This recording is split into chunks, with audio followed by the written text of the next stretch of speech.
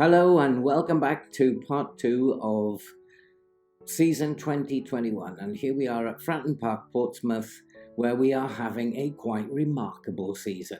We are still, as you saw last episode in part 1, 17 points clear at the top of the Sky Bet League 1, and we are just like doing things that I just don't normally do, and it's still quite unbelievable. So I've decided to do 2 games at a time, and so today we are going to be uploading Doncaster and Northampton. And Doncaster, tough little cookies, and we will do the highlights of that, or the key moments of that game, and then we'll have a look at Northampton, who are really struggling. For Doncaster, we had to make a lot of changes. You won't recognise the centre-back pairing of Mnoga and Naylor. Mnoga, a young boy who's making his debut. Pring comes in for Brown. But up top, we're fairly strong. We've got Rhea and Willock as backup players playing in the centre of midfield. This game was only 2 days after the last one, so I had to make some serious changes here. And hopefully Doncaster were feeling the pace as well. It didn't take long to get on the score sheet. Naylor to Iwula, and that's 1-0. The long ball paying off again. Lovely. Nice to see the long ball working. And then playing the winger in support, he managed to find this beautiful little through ball around the corner, and Iwula made it 2-0 on 62 minutes. So everything in the garden looking rosy, but we did tire. We knew we didn't want him to cross into the box, and Johnson on the right got very tired, and they are very clinical. If you allow them to cross into the box, they will punish you, and they did. But 2-1 away at Doncaster, absolutely fabulous result, and that maintained with Hull winning 3-0 home to Rochdale. We still maintained our 17-point gap with now just 13 games to go. So everything's looking very rosy. The board are saying we're doing an unbelievable job here, and I believe we are.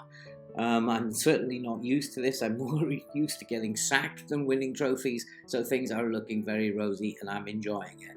For Northampton, they are struggling at the bottom of the league here and the relegation zone, and this should be on paper an easy victory, but I never trust that because often these games are very difficult to win, especially away. So we need to be set up properly for this game, and so I think we should go and have a look at how we set up on the tactics board for this game. Okay, so what do we know? Well, they are poor technical players. They don't score many long shots. They're not brave or determined.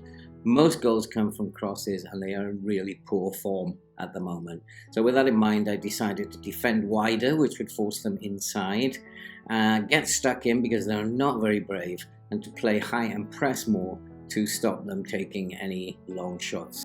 Attacking-wise, we're not changing anything. We still have our inside forward creating space out wide for our left back. We have a standard attacking winger who can create chances in the traditional fashion. When he's on a support duty, he can supply little through balls to the shadow striker or into the channels. And the long ball, which we've employed quite useful at times during this season, works very nicely. And I made one late change, which was to give them the instructions, work the ball into the box. This was because we noticed that they don't anticipate situations very well, and we thought that we might be able to take advantage of that if they make an error in the box.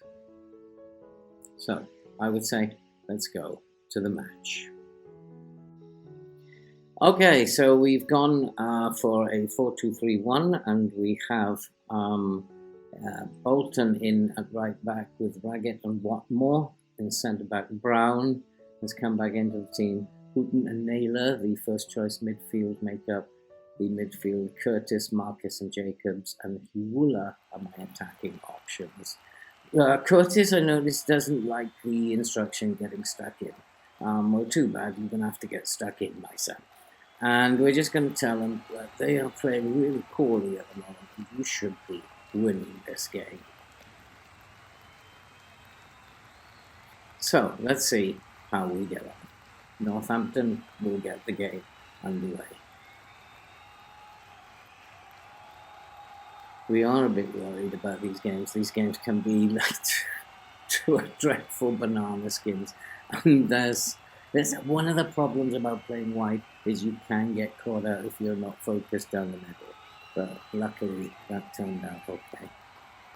It seems to be all Northampton at the moment, and we need to get a grip of what's going on. We certainly don't want them crossing the ball into the middle, but that's well cleared. And here comes Hiwula off on his bike, and let's see what he can do. He gets into the penalty. He's going. Oh, that was a good block. Good block. Crosses into the centre, and it's cleared. So at least we're starting to get more into the game. I just want to check that we are actually playing wide. They did select that instruction. Yeah, I did. We actually are playing wide.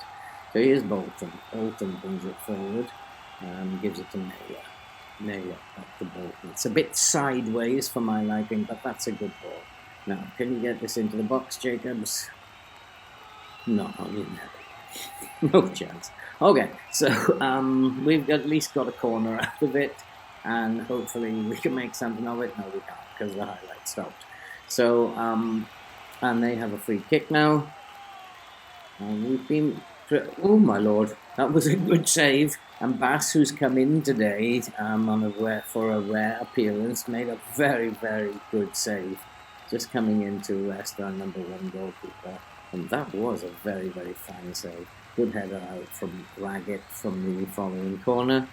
And there's, oh, look at that. There's Curtis getting stuck in after even complaining he didn't want to get stuck in. We're not creating too much, so I'm just going to demand more from them. And here's Brown with a free kick, and that's not one of his better ones. And that was a very easy save for the goalkeeper.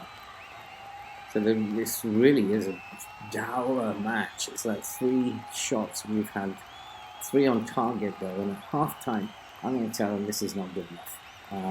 That you have to do better against teams like this. They seem fairly motivated, and we are going to go very attacking now, and try and get more control in the game, and try and create more chances. So we are very much on the front foot now, and hopefully that's not a poor decision. But we need a goal from somewhere, and it doesn't look like that up to half time. But here's Jacobs. What sort of a pass is that? He gives it, finds its way to Heath. That's a better ball to Bowman. It's all a bit sideways. I don't like it. We've instructed them to work the ball into the box, and it just looks a little bit too passive for my liking now. We're not direct enough, I don't think. So I don't know what to do. We're not going to do anything. We're just going to keep attacking and see what happens. So here's Brown with the corner. Watmore gets up. Somehow that sneaked across the line. I'm not quite sure what's happened, but Hiwula has got his 20th goal of the season, and I'm not quite sure how. But maybe that's the joy of figuring out to work the ball into the box. Yeah, he just reacted quicker than anybody else to a loose ball. And I think that instruction, there you go, it's paid off. So we're absolutely delighted. We're playing absolutely dreadfully. But sometimes this happens. You just got to grind out a result. So I got a dilemma now. Do I keep attacking, or do I sort of... Well, it's pretty weak. Or do I go a little bit more in terms of defensive style? I think I'm going to keep attacking for a moment. Now, my assistant manager wants me to play a short game, but I don't fancy that. I don't want them to start playing any kind of game. They're not used to playing when they're only 1-0 up in the game. That's suicide. Well, it's Curtis. That was just like dreadful from both sides. Absolutely dreadful from both sides. He still wants me to play short, but I'm not convinced. And that's a terrible free kick as well. It really is a poor match, this. It's a very, very poor game. But sometimes that happens, and I'm just happy that were leading in this very poor game. Here's Jacobs. That's a terrible pass, but the loose ball finds its way to Brown. Brown gives it out to Naylor to Hoopen, who's a bit cornered off. Whoa, my word! That was a fine effort. He was a bit pressurised, but he found a way through, and the goalkeeper managed to tip that onto the post. What a fabulous save. And if you keep giving me this advice, I'm going to tell you to shut up in a minute. I don't want them playing a short game. They're not used to it. So, ball into this goalkeeper. He must be giving the manager kittens. I'm glad he's not mine. That's for sure. And Bolton takes the throw. Here's Naylor. Again, they're pressing us very well. But what sort of a tackle is that, referee? That must be a red card. And it is. It's a red card. And that will hopefully make life a little bit better for us. I don't know. I'm still in two minds about whether to come off this attacking. I'm going to make some substitutions. I'm going to bring Johnson on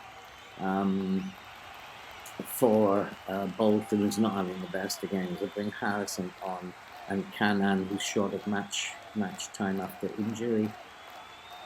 And I'm really... Yes, I think I probably will, at some point, go to a more standard form of mentality. Header over the bar. We're really not taking chances, creating them but not taking them. And now we're going to go to a more balanced style, either to drag them out. We can make some more changes. Weir can come on, and we will bring on Mikkelsen for what more. We're either going to bring them out now or find or just stop them from scoring. But it's just 94 minutes gone. There can't be much more time left. Thank goodness. I really need the referee to blow his whistle on this game. It's been a poor game. Not much happening. But all I can say is we are on the right end of this result. And sometimes this happens. And it's a good sign when you can play this badly and still get the result. And there it is, the final whistle. And although they played badly, they still played better. It's marginally better than the opposition. So I'm just going to say well done, because away from home to grind out that result, I'm going to say a good result. I'm all quite happy with that. So there it is, a 1-0 victory, and oh my lord, if we look over on the left-hand side to the results, we can see that Hull have been beaten by Bristol Rovers, which is an absolutely fabulous result indeed. And so there we are. You can see Northampton 0, Portsmouth 1, our run continues. And we are now, because of Hull's shock 3-2 defeat at home to Bristol Rovers, we are now 20 points clear at the top of Sky Bet League One, with just now 12 games to go. And this is a position I'm not used to being in, and I think we've more than fulfilled what the board needed this season. Although if we don't win the championship from here, that would probably be a sackable offence too. We will come back with 2 more games in the next episode. We'll be home to Sunderland, and then we have the Papa John's Trophy, which we'll do the extended one on. So if you want to follow along in these very squeaky bum times, then I'll be glad to have your company. And all that remains to be said now is I'll see you at the Sunderland game.